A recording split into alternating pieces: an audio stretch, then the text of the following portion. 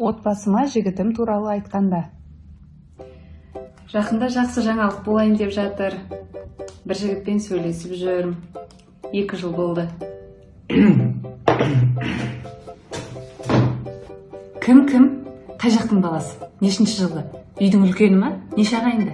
Мама папасы жұмыс істей ма? Үлкен кісілер ма? Той құдалық анау болады дей ма? Киіт бейт, қалың малың туралы айттың ба? Біз жаққа неше адам келеміз дейді. Кім алады сен, кім алады? Ойбай, қай жынды ол сен алайын деп жүрген? Көз жоқ па, немене бірдеңе ғой?